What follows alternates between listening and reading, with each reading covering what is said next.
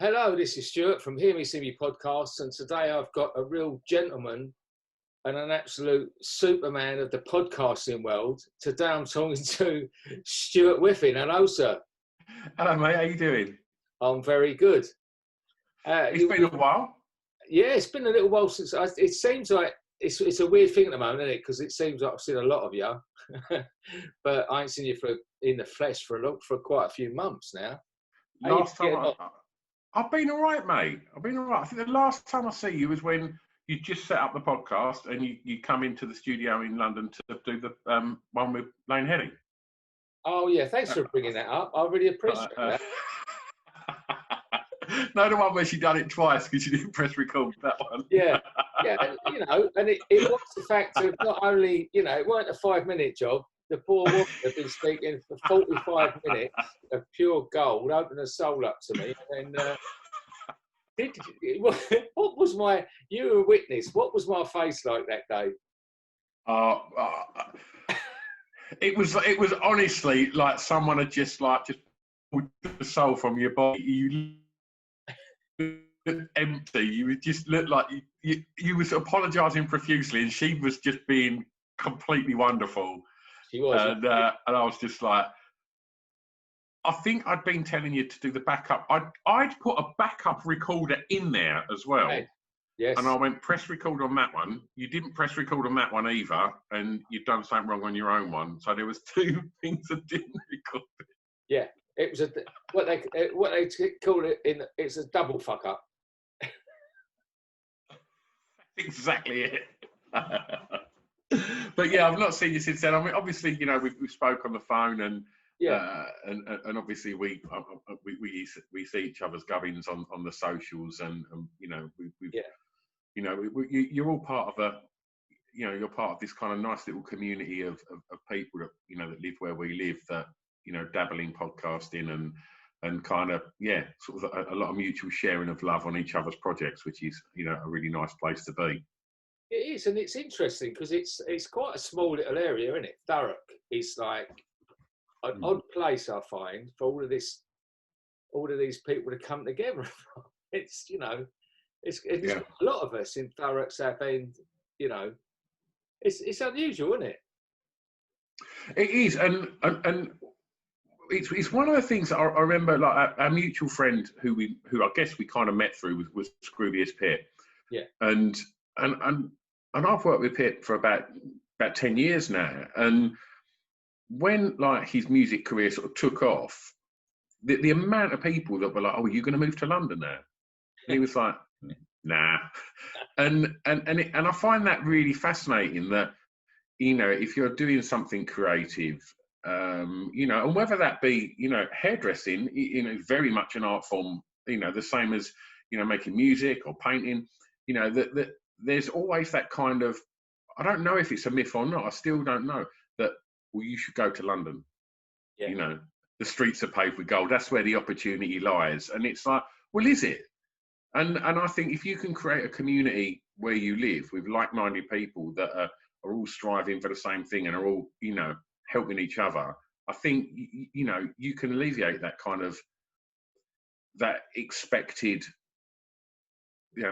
thing that you have to then relocate to London because that's where it's at. And I think, through the amount of people that I've met through and that we've collectively ended up working with, it's wonderful. And I think it's great that it can happen in an area where Thurrock, if you was to look at Thurrock and start to sort of pick apart the roots of it and how it evolved, and it's certainly in my lifetime, fundamentally a right-wing stronghold, was, back in the sort of 80s and 90s, it was a BNP voted in area.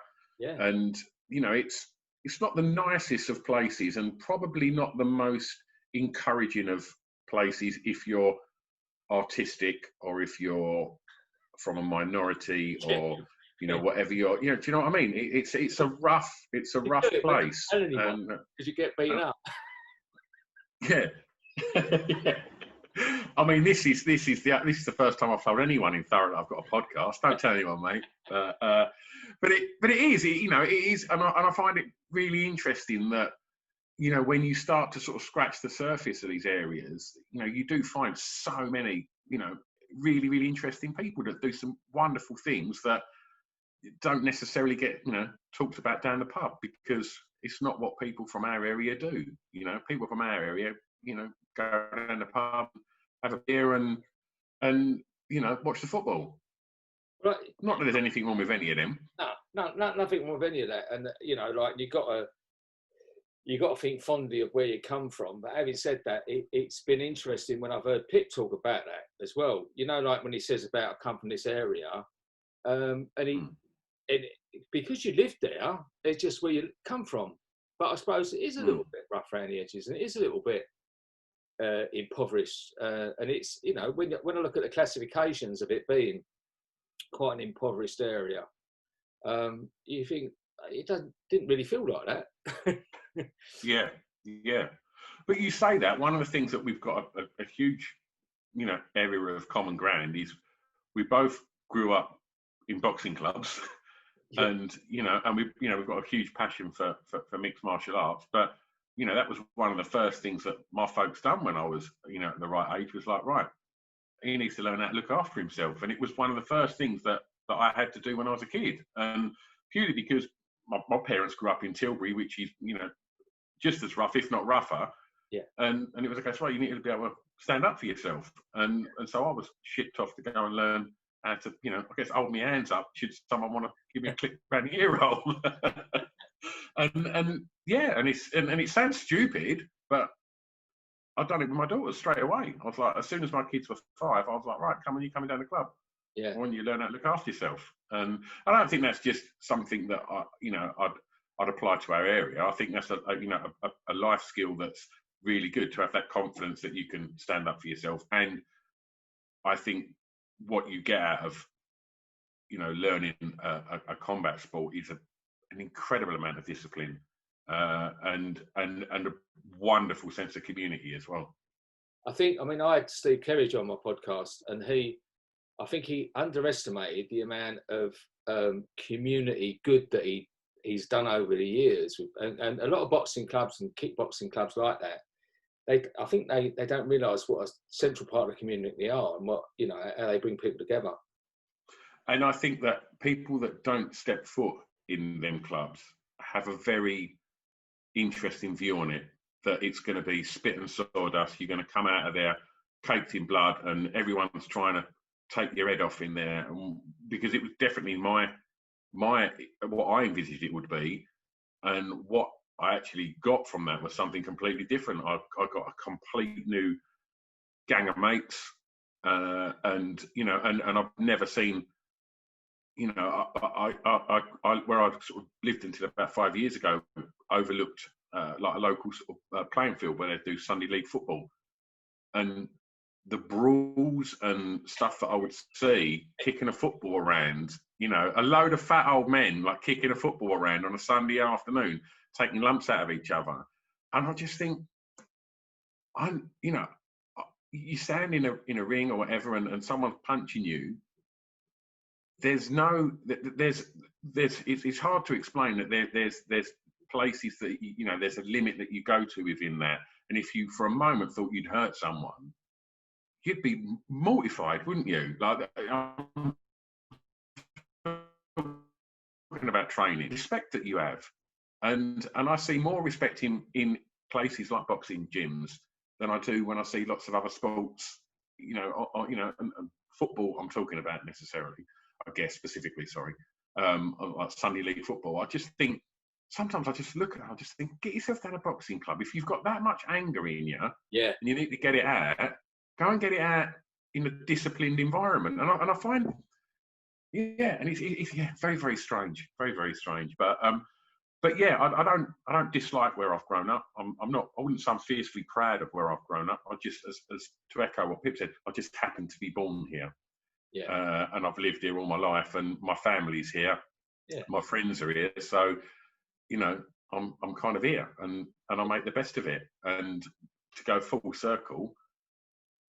I've come back to, you know, a place now where I'm surrounded by lots of really interesting, creative people doing amazing things, and they're the people that I like to surround myself with. Yeah. Hence, I'm here today. Yeah. Thank you very much, sir. I'll say that. There's far too many Stuarts as well, isn't there? We've got a lovely. Way too many, mate. It gets very confusing. But take me back, sir, to when you were, you know, what was your young influence then? Why did you get so? What hooked you with music? Because you're so heavily into music. Just to the right of this screen where I'm sitting is a double album, a gatefold album. Let me get it for the video purposes.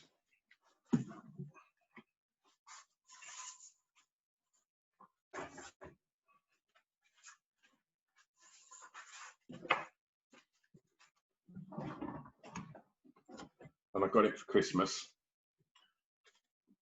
And it's Now That's What I Call Music, the first ever one. Is it number one?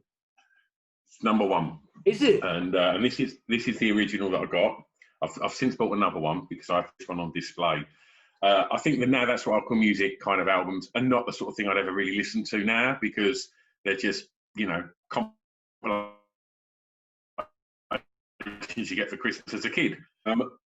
But I remember getting that and seeing all of these pop stars on the sleeve, and then being able to open it up and see more pictures of them. But more importantly, Stu, the thing that I got from it was it tells you where it got to in the charts. It gives you all the nerdy information.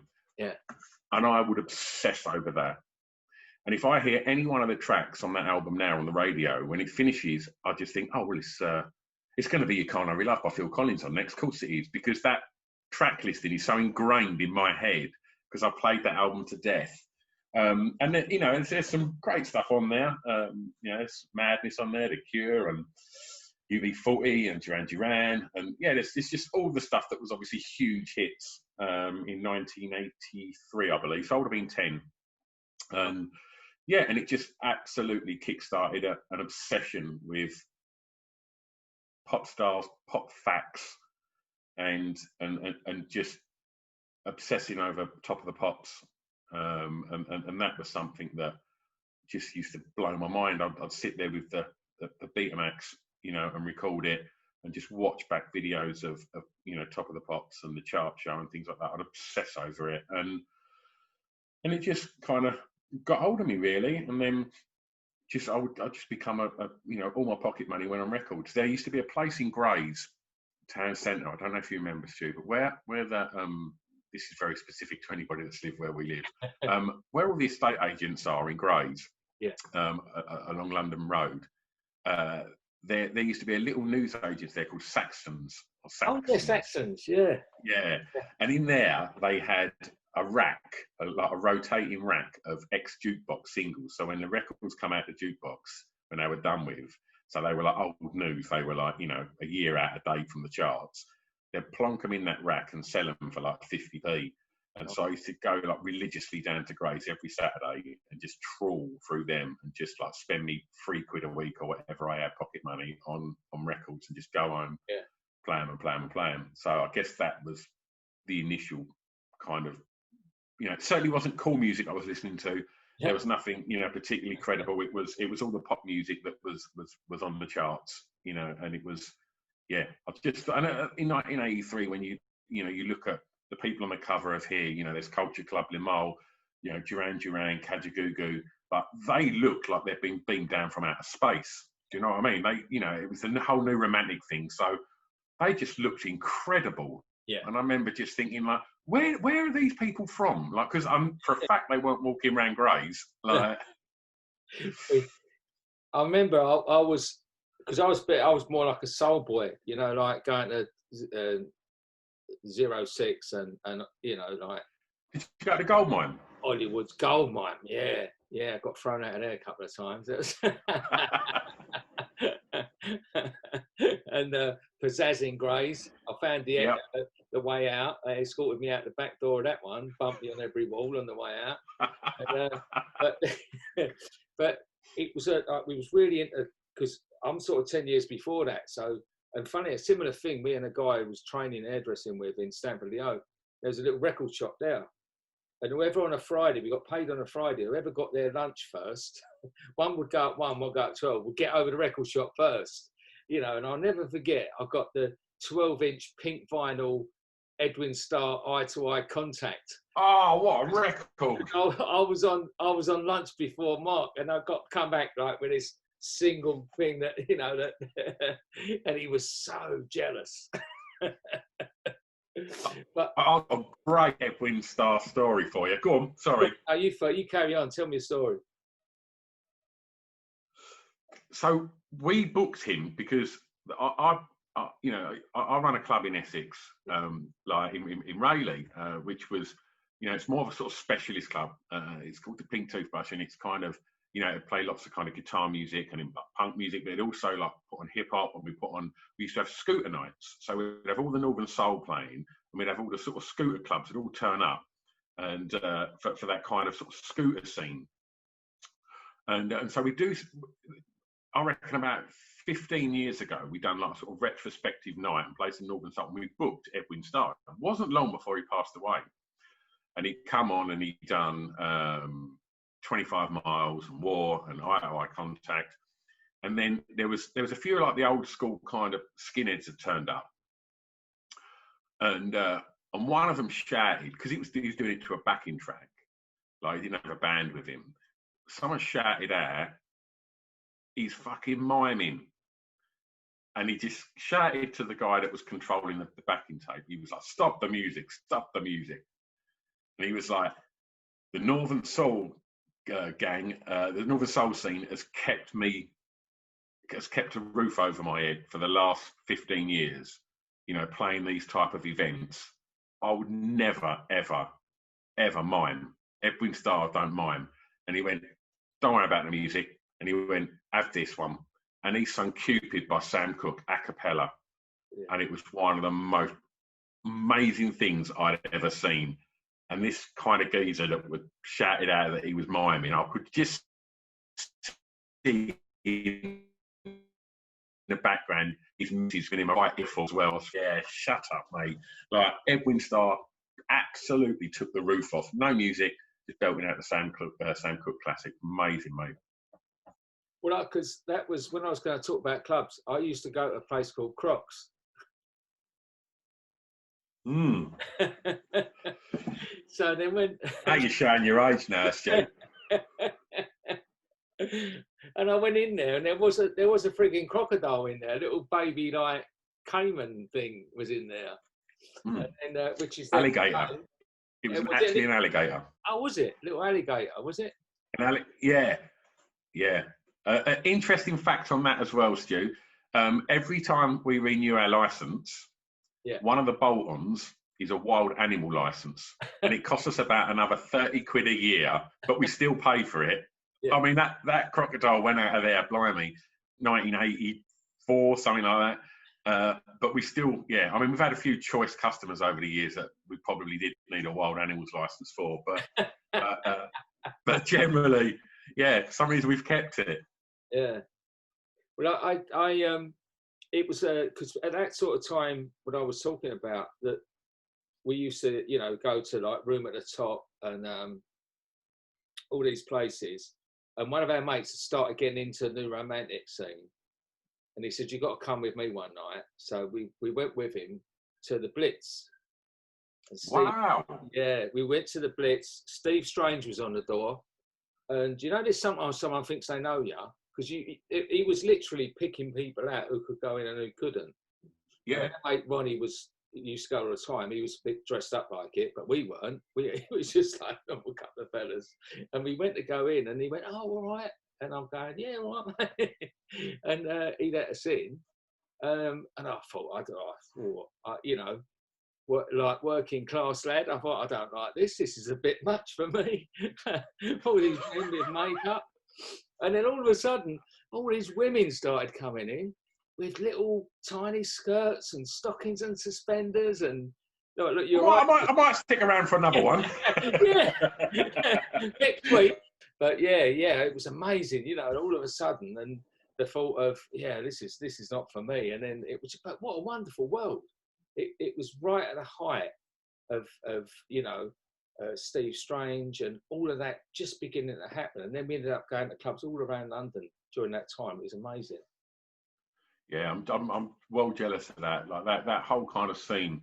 You know, I'd love to have experienced, like, for those that are like not too sure, joining the dots from the Crocs connection to the Pink Toothbrush. The Crocs become the Pink Toothbrush, and I joined there in 1991. So that whole scene and the big history of, you know, the fact that Culture Club played their first ever show at Crocs, and, you know, the resident band was Depeche Mode, and, you know, all of that kind of scene. You know, it seems so weird that a very London centric, you know, kind of creative sort of, you know, flamboyant art scene would find its way out to a sleepy little town in Rayleigh, which is bizarre. And I do think it's the fact that we committed at that point to offer a safe haven for the weird and wonderful at the Pink Toothbrush or Crocs.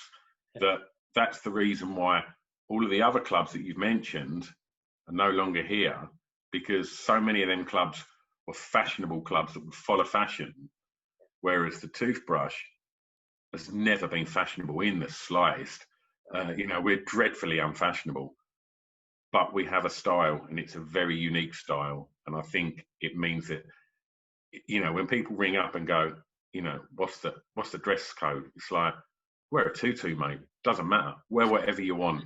And the amount of people that come up, and we get some lads turn up, like geezers, and they're like, is this a gay club? And we're obviously completely gay friendly at the Toothbrush. If it's a gay club, and I'm like, give us a kiss, I'll tell you, mate. Back off, mate. I ain't coming in there. And it's like, good, we don't want you. It's because it's funny, yeah, as you say, a lot of that came from that area. Well, Roy, who was in Culture Club, used to work in the hairdressers with me, because he used to come from Collingham. Stamford boy, isn't he? Yeah. Yeah, and that was where the salon was. So, you know, and it was at a time when he first used to go up there with us, and then he met George, and it all sort of kicked off from there. And it just, it's such a funny time, that, isn't it? That, but then the next thing, I think, was the emergence of the rave scene. Mm. And I'll never forget my first airport experience. And I was like a die-hard drinker, you know, go out, get smashed up, and I hated drugs. I thought, it's this terrible thing. And then I just ended up, and someone gave me this pill, and I go, these are a load of crap, aren't they? And the next thing, I was on this podium dancing for 5 hours. And with my nature that I've got, that was me for about 5 years. And lucky enough, I sort of then got rid of it. But what an absolutely amazing time, you know, Guildford, and the literal, like, going around the airport, the M25, and you get the phone call and the minibus full of it, and you turn up. Energy, I think, was at Guildford, and there was like 40,000 people there or something in this bill.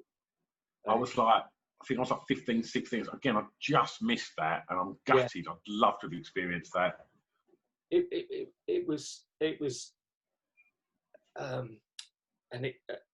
like an out-of-body experience. I know a lot of drugs was. I know a lot of that stuff. It wasn't just about, but I must really emphatically say it wasn't just about that, because there was this shared experience. And I'm not a great musical person. I'm a bit more of a visual person.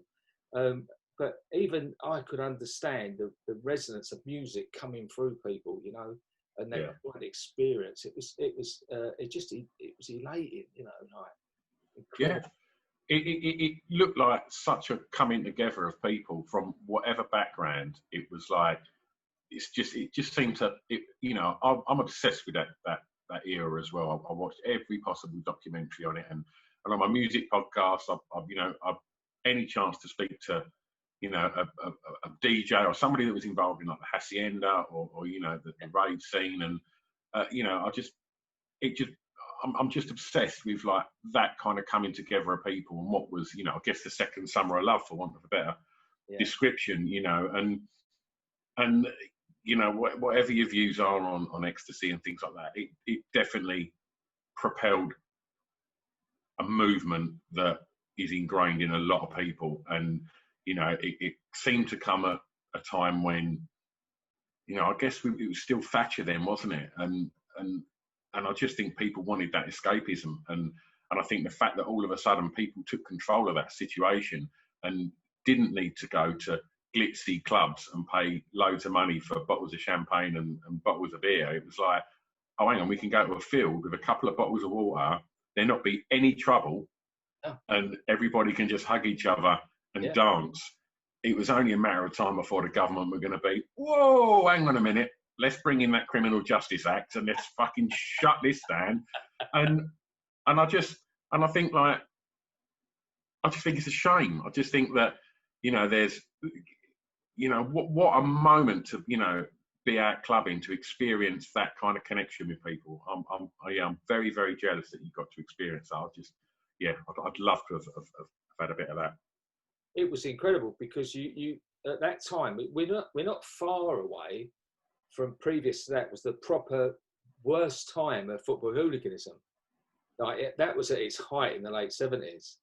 You know, and then we got to the 80s, and then all of a sudden, all of these diehard sort of football hooligans were all still at it, you know, and then the next thing, they've all found out they're all at raves, and you've got all the Millwall and the West Ham and all that, and they're all dancing together and hugging each other.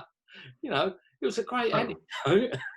Yeah, but you know, I think anything that creates such a powerful movement like that and starts, you know, to kind of gather such momentum, and the fact that, you know, people, sport, drugs, music, all seem to align, you know, that's a very powerful thing. And I just think the government would just like, right, hang on, we need to work out how to stop this, because it's a, you know, I mean, how much money must be, you know, revenue does alcohol make? And the fact that people weren't drinking it, you know, they were like, they didn't need it, you know, it was like, just have a bottle of water. It must have been like, oh Christ, what's happening? Like, you know, and I just think everything just proved that when people come together, it's quite a powerful thing. And, you know, for good and bad, but I think the government just thought, we're losing control of something here, and so we need to stop this. And I just, it's a shame. Well, it's an interesting thing, isn't it? Because there's a lot to be said for that. I know that you know, because I've got to reiterate, even though I've said quite a bit about being drunk and on drug, all these things, that I am 14 years sober. So I really do advocate people not getting to the point that I got to. So whatever they do responsibly, don't overdo anything. And, you know, but the government, like you say, it's an interesting thing, because it's almost like you could think that they want to keep us asleep, because I've tried so many years to work with people with addictions and things like that, and the government could quite easily stop a lot of that. And they've even had the opportunity when they was going to do a big tax on the cheap alcohol. And funny enough, it never got passed. Now, I don't know whether that's because if you add up how much revenue comes in from the cheap alcohol, you know, like 15% of the population has got an alcohol problem. And 85% of the alcohol is bought by 15% of the population. So there's a definite link to, you know, all the alcohol sales. So and they had that opportunity to try and make that it shouldn't be as affordable as that. That's one of the things, you know. One of the things that also is doing is killing club culture. Yeah. Because, you know, I don't know how it was for you when you was going to the gold mine and stuff like that. But for me, when I was growing up, you know, we'd go to the pub, have a few pints, and then we'd go to a club. But as somebody that's still promoting club nights, you know, I'd be in the pub at like 8 o'clock, meeting my mates, and we'd start drinking at 11 o'clock, wherever we'd go in the club. But now, kids go to supermarkets. I say kids, you know, young people. go to a supermarket, buy 24 cans of lager for like £9. Yeah. And so what that has in turn done is kind of, that's why so many pubs, aren't trading anymore, because supermarkets make alcohol so cheap, yeah, so affordable. We're about to, I don't want to just keep on banging on about alcohol, with you, Stu, because obviously, last time we recorded together, I completely forgot you was 14 years sober, and I was like, yeah, come round my bar and we'll have a chat. I reassured you very quickly. You did, mate, you did. You touched on something earlier, Stu, that I just want to, sorry, I'm being podcaster here, but I just want to, you said something I think when you was talking about, you got a taste for that, and you was like, oh, then, being the way I am, I wanted more of that. Aside from like, drink and drugs or whatever, was you always somebody that was like had a very addictive personality with anything that you enjoyed? I still am. Really? Yeah. I have to constantly, it's a constant thing. With sobriety, it's a constant battle. So you have to constantly be aware of anything, It could be, I can obsess on anything. If you've kindly offered to come round my house and, when we're out of lockdown and help me out a bit, you might just ask me kids. But ask them what I'm into that month, Yeah. And it's just something you've got to be careful of. Yeah. And the thing is with people, when they've got this sort of personality, they're trying to fix something that's missing. Yeah. And you can't fix something internal with external stuff. Yeah. So you end up, you find it for wherever you can. And half the time you don't even know what you want. But the difficult, what you have to be really careful of is things that are effective. Now, booze is really effective because what it does, it instantly changes the way you feel. Yeah. I've been really lucky that I've not been affected by it, but gambling is another instant. I mean, I've seen people with roulette machines that, the modern day roulette machines, like the crack cocaine of gambling. Yeah. People just banging away at it. But you can see they're not even enjoying it. There's that thing. And of course, where someone can, I'm not condoning, but, some people can responsibly partake in some drugs or something. Other people, it will always be more and more and more. Nothing can ever be enough. It can be anything. I drink too much coffee, honestly. I buy too many trainers that I can't afford to buy. I've only got 2 feet. I know. Stu, they're two of my biggest vices, coffee and shoes, mate. I love a pair of trainers. It don't make sense. I've got 7 watches, mate, right? I mean, 6 of them are fake that I bought abroad. I've got 3 of them. It doesn't make sense. Yeah. It's the human condition. But just some people like myself are a bit wired, a little bit wonky. Yeah. But as long as you can only strive, you're never going to get perfection, but you just strive to keep a balance in your life. Yeah. That's 100%. The most important thing, 100%. Is for that. You're addicted to fucking music, and podcasts. Yeah. I am. But that's what, like, I use them things. I use music and I use creating stuff as almost as a coping mechanism and as a distraction. When we went into lockdown, I was like, oh my God, because I, like you, I like being around people and I like networking with people and just seeing and finding opportunities to do, interesting things. And all of a sudden I was confined to my shed at the end of the garden. And thankfully, I had a little setup to record podcasts and little radio shows. And Pippa laughed at me and he'll just go, how many have you done this week? And I was like, well, I recorded 6 yesterday. And he's like, that's ridiculous. And I'm like, but it keeps me connected with people, sitting, doing what we're doing now over Zoom. It's like, and that's why, I asked you what I just asked you, because I like learning about people and I'm interested in people's stories and via doing things via Zoom, what initially was a knee-jerk oh shit, I'm gonna have to do something now because I can't sit in a room with someone. And the first time I done this, it was really strange. I was like, you know, because the whole thing you get from a conversation is it's lovely being in a room with someone and feeling the atmosphere of the room and the body language, and to then have to do it over a computer felt quite strange. And then I kind of, like musicians, musicians then couldn't gig, so they'd start doing gigs online. And I think, creative people then stop and reset, and, you have your ups and downs and your knee-jerk responses of, oh, what am I going to do and how am I going to do this? But then you start to rethink, and then it's that whole kind of punk DIY attitude of like, right, well, I've got limited resources, limited funds, so what can I do within them? And I think sometimes some really positive stuff can come from that. And that's what happened. And I quite quickly realised that, oh, hang on a minute. So, I run events and I work in music and such, and I'm not working. So that must mean there must be lots of people like me that are not working, that are missing connecting with people. Let's start sending them some messages saying, do you want to come and talk about your life and your music?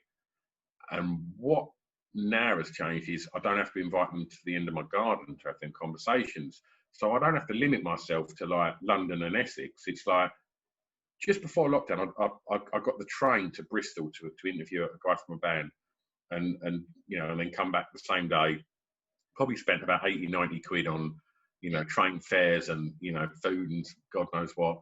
And I've done 6 in a day on Zoom, but not with people from Essex, but with people from all over the world. And it's like, because all of these kind of interesting, creative type people have still got something to say, and they've got nowhere to say it at the moment. And so if they can come on a podcast and hype their new record that they've made, I'm all up for it. And it's given me a chance to kind of reach out and have guests like Public Enemy and Mel C from the Spice Girls that never in a million years were they ever going to trundle into London and sit in my studio or come to me back garden in Grays. It was never going to happen. But it's enabled me to have them conversations just through sending them a message going, do you want to have a chat? And it's like, we all haven't got the star-studded power that Stuart Roberts has to get Lena Headey just to pop down and record, But mate, you've had, and there's a couple of things there, what you've just said. You've had some blinding guests on recently, and this is the freedom of this new format has given, like, it made it so accessible. But mate, you're on a roll, like with some amazing guests. It's been really good. Well, it has been. It's like really impressive. But I want to jump back a little bit because you just said you've done 6 the other day, and I noticed it a couple of weeks ago. You put on, oh, I've done 5 in a day, and that's when I immediately recognised the addiction, because I was like, well, you didn't need to do 5 in a day, did you? Right. But there's this preconceived idea that addictions are all bad. See, there's some really healthy, positive addictions, Yeah. And as you say, if you're getting something positive out and you're doing it, but there's that little bit of pushing, you've got that thing of pushing yourself. And there is downsides to that, Stu. Yeah. And it's like, well, what are you sacrificing to do that? And at the moment, I'm not necessarily sacrificing anything because I've got a nightclub that's shut, and I've got kids that are now back at school. I've got a wife that's at work. So, okay, so what am I going to do in my time? I've got the magazine and that kind of takes care of itself. So I'm going to try and pursue the things that give me joy. Yeah. And that happens to be having these kind of conversations. And I think as long as the positives outweigh the negatives, then I don't see any fault in it. And I think, and if the kind of quality or content of what I'm trying to do is ever, compromised, where it feels like I'm just doing it for the sake of it, I'd really want someone to go, mate, that weren't very good, like, and tell me, because it'd be the same as if I'd had 8 or 9 pints of sport everyone's night because I caused a massive row or something. I want someone to go, mate, you need to have a look at that. And and I think all the time that it is just being it feels a positive thing, because I'm quite driven as a person, and I want to really build this podcast into being something really good. But it's what makes it really good, and then that's one of the other downsides is I had to stop it because I was twice a day I was looking at my stats, How many's listened? Why have less people listened today than yesterday? I had Fatboy Slim on today. What? And it was like, hang on a minute, right? Yeah. That's out of your control. You know, you can just do your marketing, but it's out of your control. You need to not get hung up on that. Yeah. Are you enjoying it? Yes. Right. Focus on that part of it. You know, and I like, and it does just come down to the fact that I'm just half the time I'm chatting to people that have had such an impact on my life. You know, like if you would have told me in 1988 that I'd be talking to Chuck D from Public Enemy, I'd never believed you. You know, like it blew, that band blew my mind. He's one of my absolute heroes. And to sit and ask him questions, it was ridiculous, Joe. And just bands that I've grown up loving, and bands that some of them aren't famous, you know, or aren't, you know, successful anymore. But, you know, they were a very important part of my life. And to get to ask them the questions that I'd never in a million years have got to ask them back then, I love it. You know, I love just, you know, finding out how people create things, how people, you know, approach writing a song. One of my favourite questions, and I had Fran Healy, the singer from Travis, on last night, and I said to him, and I asked Fatboy Slim this, and anyone that's been on Top of the Pops, how was it when you got that call saying you was going to be on Top of the Pops, and did it deliver? And I'm fascinated, because that show was intrinsic to me, and like, you know, it's in the very fabric of all of us, you know, of our generation, that Thursday nights you watch Top of the Pops. That's where you saw all your pop stars. That's where you got to see what was going on in music. And, you know, to hear, you know, Fatboy Slim go, oh, well, it was the House Martins, and we got told you might get it, you might not, you might get it, you might not. Then we got a phone call, and it's like, you're on Top of the Pops. And it was like, oh my God. And I went, who else was on? He went, Paul McCartney, Depeche. He remembered every other band that was on his first time. And he went, and Fran Healy said to me last night, he went, I remember thinking, walking in Wogan House and thinking, I'm in the BBC. And he said, and every single Thursday night come flooding back to me. And he went, oh my God, I'm going to be in the television.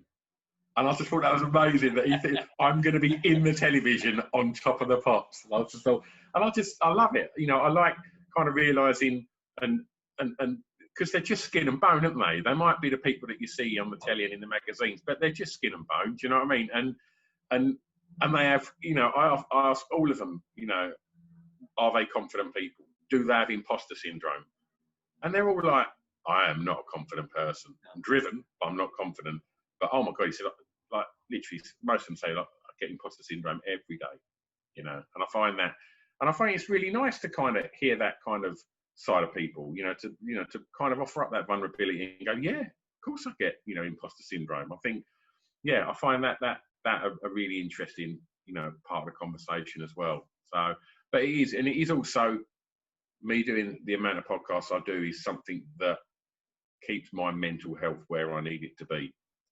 Because a few times, I've been really lucky with my mental health, but a few times this year, lots of things that have been staples in my life are no longer there.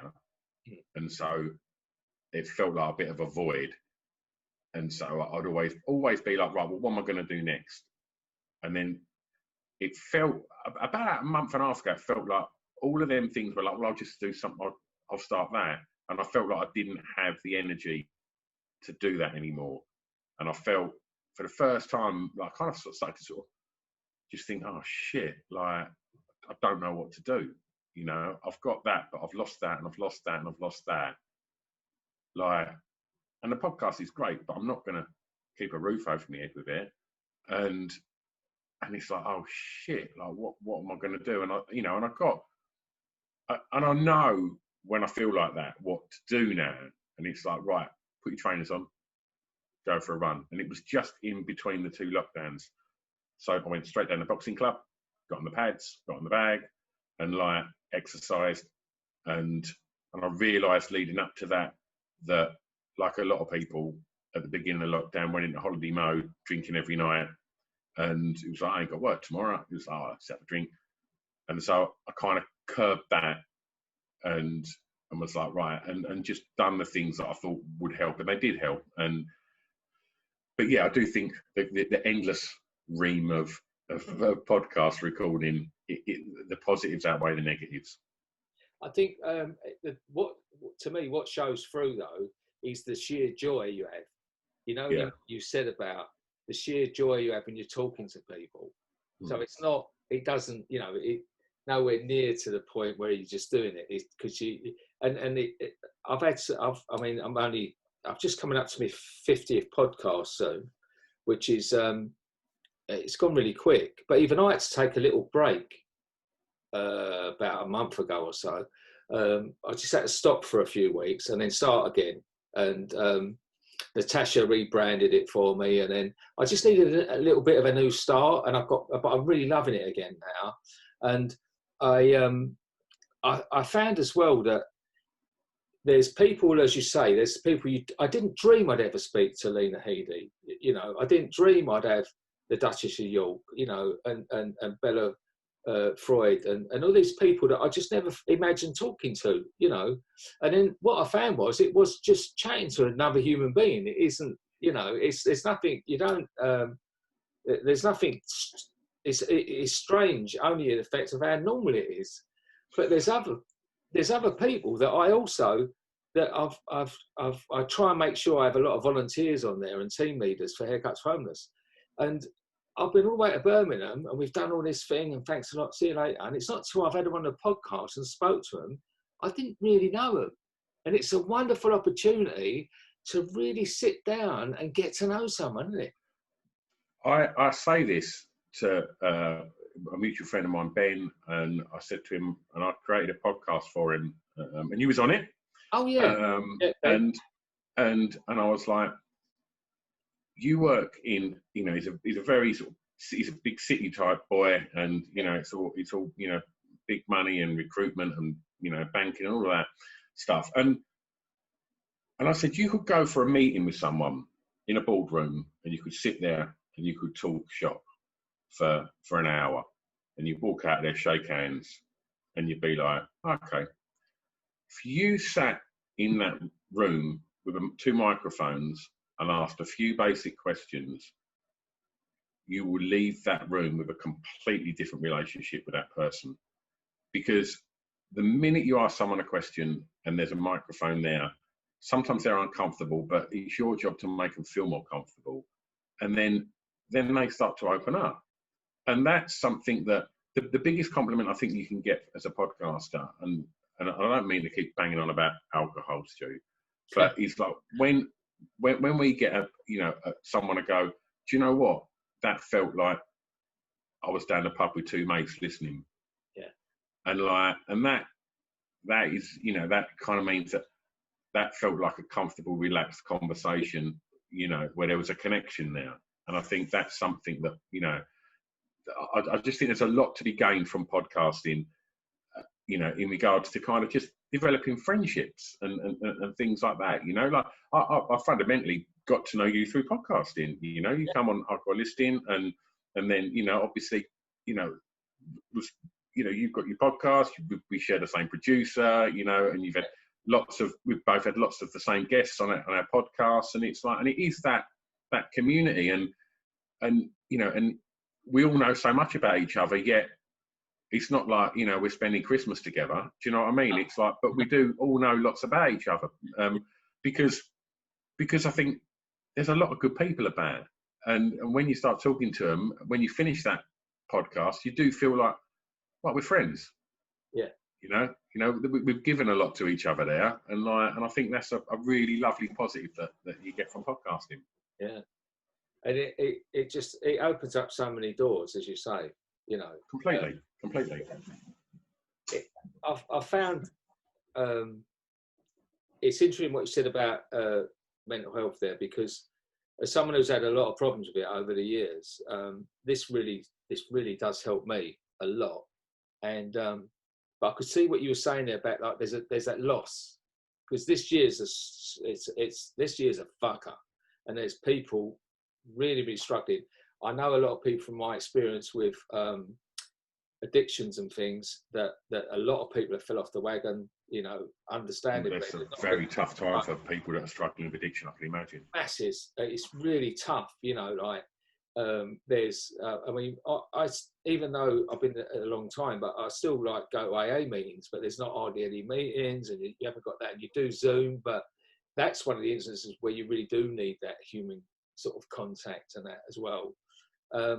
But also that, you know, domestic violence is through the roof. I've done that that week where I've done a U, and I've done four in 1 week. I released that they it just blew my mind. You know, the bravery of these women. I'm learning so much as a. It's also the knowledge. You know, this week like Taban Suresh, like I could hardly speak doing that. That listening to her story about narrowly escaped being buried alive with her family. You know, it's hard to continue talking when someone is that stuff. So I'm grateful to this format. You know, this media medium. I think it's incredible, and it's bringing people together. And it's at a time when people need to share. And it is, and we live in a very fast-paced world, Stu, where, you know, I look at how my kids consume media, and it's like Snapchat, you know, and Instagram is all so quick, and, you know, and Spotify, it's not like you're walking down to Saxon's to get your 7-inch single to then come back and put it on and look at the sleeve. By the time, you know, I walk to Grays and back, you know, you can listen to like 15 albums from 15 artists, you know, from all over the world. You know, it's all so fast paced. And if you look at television, you know, if you like watching interviews on TV, you've got your Graham Nortons, your Jonathan Rosses, and the same with like radio interviews. You know, radio interviews, they've got to get the news on, they've got to get the adverts in, they've got to play the records. Out you walk to Graham Norton, what you plug in, give us an anecdote, let's have a quick chat, next guest. Podcasts, what? How long is it going to last? As long as it lasts. Let's have a chat. Yeah. And it feels like the world takes a breath on a podcast, and it's like, there's no rush. Like, we can have a chat, and we can, if the conversation wants to go there, it can go there. If you don't want to go there, just say. Like, it's like, I think it's just a long form conversation, which is something that, you know, I think people should do that more. You know, people should take time and listen and talk, and I think we do live in a world where it moves very quickly. So to stop and have them chats, I think it's really important. Yeah, I think that's a brilliant point. That everything is so instantaneous now, isn't it? You know, even myself, I know I flick, and as you say, you can listen to so many albums in that time, but do you really listen? You know, the amount of, you know, it's flicking. Do you get to the end of a song, you know, before you flick to the next one? Whereas, as you say, you used to walk for an hour, bring it home, and then you'd really you'd listen to it, wouldn't you? Devour it, mate. Completely devour it. And I find that you know, I ask, you know, musicians all the time that when they make an album now, do you still record that album to be a piece of art, like a body of work? Like, has it got a narrative? And, you know, whereas, because the buying habits now, people go on iTunes and they cherry pick the two they know. Whereas, you know, we would grow up and we'd buy the album, and the ones that we didn't really like first listen, by the time you'd listened to the album 10 times, you like them. Yeah. You know, and if you imagine trying to listen, you know, if Marvin Gaye put out What's Going On and you had to only go and buy 2 tracks from it, it's like, that album is a concept. It's a piece of art. You need to listen to it, you know, beginning to end. Yeah. And there's still lots of artists, because I ask them, I'm like, you know, do you still create? And they're like, yeah, we want, you know, our album to be a body of work. We don't write it for like 5 fillers and a couple of singles, but that is a lot of people's buying habits. And, you know, and the way that people listen on Spotify, you know, when you press play on Spotify, you've got a big thing above, you know, your music saying listeners also like this. And then you've also got, if you allow the thing, all the people that are on your social media, the feeds running down the side of your Spotify, what they're listening to. It's just distraction, constant distraction, and everything's so accessible. And there's lots of positives in that. Make no mistake. I use Spotify, and, you know, having that, you know, open invitation to go and explore music is healthy, and has turned me on to lots of new music. But it is always distraction. If you're on YouTube, you know, how long are you going to watch something before one of them things on the right hand side of the screen saying, oh, what's that one? All right, oh yeah, I'm going to watch that, you know, because it's just these distractions that are constantly there. And I think with a podcast, even with the radio's on, you know, you turn the radio on, and I do it when I work in my little office, I put the radio on, and every now and again someone just kind of prick my attention. I think, all right, with a podcast, I choose to press play. Yeah. And I think if you do that, chances are you're either in the car, you're commuting, you know, you're at home and you've set aside some time for it, and I think you get caught up in an interesting conversation, a good conversation, a healthy chat, and I think it's nice to kind of use that. And Scroobius Pip calling his podcast distraction pieces, it's a fucking stroke of genius. I mean, I've banged on about that geezer's genius enough. I'm not going to massage his ego. He's going to listen to this, so can't pick up your mates too much, can you? But yeah, it is. It's it's a lovely distraction, and and it just, you can put the brakes on for an hour and just kind of listen to somebody else's story. Do you listen to any of yours back? No. Ever? No, I've got a list, and I say a lot, and I say wonderful a lot. So I'm aware of that. So if I ever did, I'd drive myself potty. Fuck me, I've just said wonderful again. I think I've listened to a couple. When I set the podcast up, I had one guest. I had two guests that I wanted to get, and they were my absolute dream guests. And one was the musician guitarist Johnny Marr, and I've not managed to get him to guest yet. But there's an actress called Maxine Peake who I'm just obsessed. I just think she's wonderful, and I never thought it'd happen. And she come on, and she was just an absolute fucking delight. And as you know, since then she's messaged me loads, and she shares me podcast posts and that on socials, and it's like, oh my god, this is like someone as an artist I'm just so obsessed with, you know. And then to meet, to meet her and talk to her, and her to be an absolute sweetheart, smart, just interesting, kind. And it was like, and I listened back to that one just because when it finished, I was in a bit of a daze, and I was like, I need to listen back to that. And once I got it back from Stu, I slung it on, and just to confirm that it did go really well, and she was as lovely as I hope she will be. And yeah, it was. That's the only time really I've listened back. Like, there's too many podcasts out there. Why do you listen back? I do all the time, because I just love the sound of my own voice. But no, what it is, mine are always sort of 3 or 4 weeks apart, after I do them. So they're always 3 or 4 weeks later. So they tend to come up on my podcast thing, and I listen. So I've forgotten more or less everything I've said. Yeah, it's almost like I listen to them then as a listener. I'm actually listening like a listener. Yeah. And I really do enjoy sometimes, particularly like I just re-listened to Band's one, because it came out this week, and it blew me away. And because it was such a powerful thing that I hadn't taken half of it on board. And then when it all came, I was thinking, my God, did we talk about that? That's incredible, But then I suppose mine is only weekly, so you'd have a job to keep up with. Mine are hourly at the moment, yeah. I wasn't expecting you to say yes, because I texted you about something. I said, when are you coming on my podcast, you old rascal?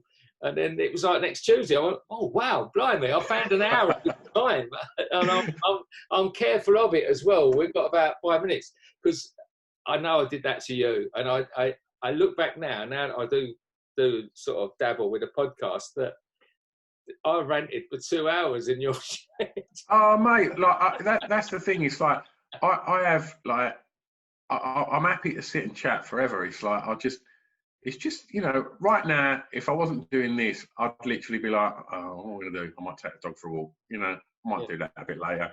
But it's like, you know, it's only the same as if, you know, if we was out and I saw you, it'd be like, oh, let's have a catch up. You know, it's like, it's just, you know, and you know, I've been a big fan of yours, Stu, and the stuff you've done. Last week's Hardcore Listing podcast was called Top 5 Real Life Superheroes, and you come in at number 4, mate. Like, and yeah, we spoke at length about what you do, and yeah, how in awe we are of what you've done with your life. It's amazing. Oh, I feel embarrassed that I've not listened to it. That's when you said, will you come on next week? You said next Tuesday. I actually put see you next Tuesday. You didn't get it. All right. No, I'm joking. Well, since you spoke highly, I will make my kids listen to that one then. and the number 1 is another lad from the area, a lad called Darren Garwood, who's wrote some books for his terminally ill son called Jackson's Superhero. And I don't know if you know anything about Jackson. So there's a family from East Tilbury that I grew up with, and I was in bands with one of the boys. And Darren had a little lad called Jackson, and he's got a very, very rare disease called Krabbe's disease, Krabbe. And they didn't expect him to sort of make his 2nd birthday, I think. And I think Jackson's nearly 6 now. But basically he can no longer talk, and you know, he's got very limited movement, and Darren basically had this idea that, like, what does Jackson dream about? In his dreams, can he walk? Can he fly? Can he? And so he created this little superhero called Jackson Superhero, and it's his son. When he comes, you know, when he goes to sleep, he becomes a superhero. And it's an incredible family, and you know the hardship that you know, that something unfathomable to, you know, to all of us really, how that must be to know that, you know, your child's time with you is limited, must be, you know, unthinkable. And yeah, to do something so positive, and yeah, he'd be a fascinating guest on your podcast, Stu. Yeah. He's guested on, you know, a few, and he's got a good chat in him as well, and he's doing something really, really lovely. Yeah, well, my you know, he's perfect for mine, because I just wanted to bring as many. Mine's very eclectic. I mean, I probably haven't got any like people who like fans of it, because it's like it's so all over the place. But it's just people I just find fascinating that you know, I try and get on for a chat. But I've got a great one I'm doing tomorrow. Is I finally managed to get a previous homeless person. I've tried a few times and it's always been a bit chaotic and it hasn't worked out. But I've got someone tomorrow, because I do want to I really want to focus and get some of the guys who are homeless or previous homeless and get them on. I want people to understand what it's the reality of it being like on the street and that as well. And you know, I've come to love so many of the people out there. And, you know, a lot of them are just really great people with just really bad luck. So it's important for people to get their stories. And like the guy you just said, you know, an amazing thing to do, like to be in that position with his child, and then to think out the box, you know, to think outside and then to create that. You know, not everyone could do that. They'd be too like wrapped close to it all. It's amazing. Completely. I'll definitely introduce you to Dow, because you'll get on an house on fire as well. He's in such a, you know, he sounds weird to sort of say this in the context of what we just spoke about. But he's a really great laugh. You know, he's a really, really, you know, interesting, funny guy. And I'll definitely introduce you. But so, I'm just fascinated by it, you know, because the nature of my podcast is I guess people that are, you know, in the public eye somewhat, but with Hardcore Listing, we get to kind of have the conversations with people that, you know, aren't in the public eye a lot of the time, and they're the ones that. And my favourite episode of Pip's podcast, to talk about Pips briefly, is he had a woman on. I don't know if you ever listened to this one, called Mira, who was sex trafficked. Yeah. Fucking hell, like. I've never been so engrossed in a podcast, you know, and fair play to Pib. He's so fucking good at it. And yeah, I mean, he's had everyone on that podcast, you know what I mean? The most famous people on the planet have been on his podcast.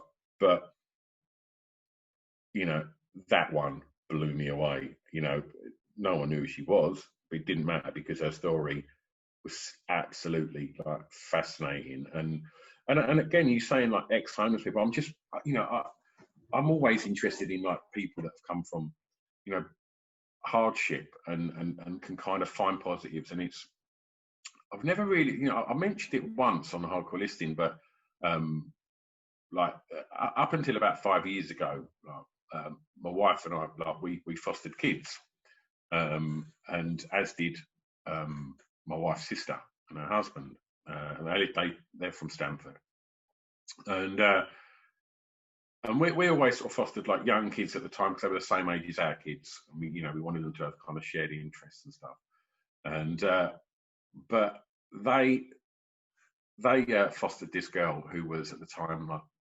14. And there's a funny story attached to it. I'll tell the story because I like telling it because it's a sweet story. You good for time, Stu? Yeah. Yeah. I owe you 2 hours. It's fine. But she's one of my favourite people, and she'd come from the care system, and had a, you know, like most kids in the care system, they'd have very traumatic backstory, and she had, and basically she went to live with them, and it got to a prom at school, and she'd had a rough time at school. You know, she'd had to change schools, and you know, and she was on sort of, you know, meds and bits and bobs for, you know, a few sort of mental health, you know, issues, I guess. If issues the right word to use, I don't know. But it got to prom, and she come round, and we was like, we'll buy you a dress for you. Like, we'll get you dressed for your prom. And so, you know, she sat me in there, and my wife bought her dress for her. And then she phoned her mate up, and she said, I've just got my dress. And she was so excited. And she probably was about 15, I guess. And we heard her mate just go like, oh, that's great. And she said, like, have we got like one of the cars to go in? She said, oh, we have, but there's no room for you.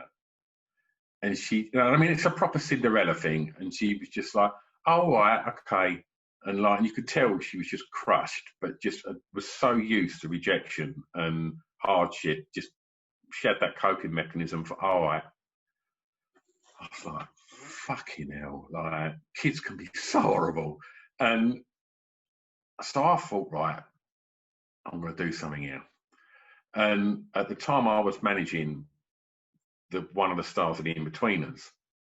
And the In-Betweeners was like probably the biggest comedy on TV at this time. Yeah. And he played, like, do you watch the In-Betweeners? I love it. Right, so it was Jay. Right. And so I phoned him up. I went, James, can you do me a favour? And he was like, what? And I went, you take my niece to her prom. and I told him the backstory. And he was like, yeah, of course I will. I was like, fucking get in. And so I said, Colts, don't worry.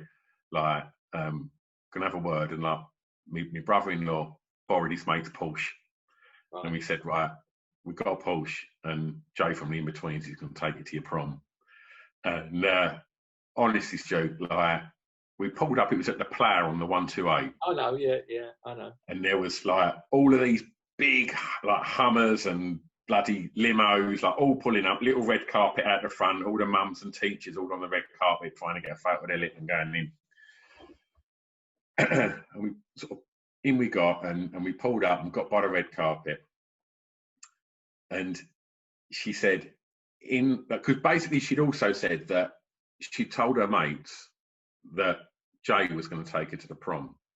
And she said all the boys in the class were like, fuck off, like, and just gave her a load of shit and just said she was like, you know, just took the piss out of her. Yeah. So she gets out, everybody's standing there with their cameras taking photos of their kids, and all of a sudden, Jay from the In-Betweeners gets out of a Porsche with Courtney, who looked beautiful, by the way. And And literally, you just heard all of them go, oh, it's Joe from the Betweeners. And then you see all of these lads that gave her shit come running out of it. It was a converted fire engine, this like limo type thing. And they all come running over and they were like, Jay, can I have a photo? And he just went, jog on, boys, I'm with Courtney, and just walked in. And you just think, and do you know what, Stu? It's superficial as hell. Yeah. But life's a superficial time when you're 15. Do you know what I mean? And I thought, if that can get her going into college as being, that's the girl that Jay from the In-Betweeners took to the prom. And if that can give her an head start where people might be a little bit kinder and not judge her on her previous, you know. Yeah. Fucking brilliant. It was like, and she then went on to go to university and get a degree in art, and you know, and has just excelled. And it's like that 14-year-old girl from the care system that come into our lives has then gone on to get a degree in art and like forge a life for herself and become fiercely independent. Like, you know, they're stories that I'm interested in. The prom thing's a bit of fun and the cherry on top, but just people that, you know, come from adversity that can then just go, I could have just curled up in a ball, or I could have just gone down that road. I could have done that, but this is what happened, you know, through all manner of reasons. But this is where, you know, I've ended up, and like, and them stories interest me more than, you know, what Madonna thought when she first went on Top of the Pops. Do you know what I mean? They're good stories to have, but you know, there's a lot more soul in you know, hearing them sort of chats. Do you know what I mean? It is. It's breathtaking, you know, and it's just the fact that a little thing, and that's a little thing. I mean, that was quite a big thing, but even a little thing can make such a difference in someone's life. Yeah. And it's almost like people get a bit lethargic about it, saying, you know, oh, I can't do this, I can't do that. Just do a little thing, and all those things add up. And you don't know how that's going to turn someone's life. You know. Well, I've see there again. Look, over an hour, I think. Yeah, over an hour. It's great, isn't it? I just love doing this. It takes me out of myself. I'm a selfish, self-seeking, arrogant prick most of the day, and then occasionally I do this and listen to someone else. Yeah, and recognise that in them.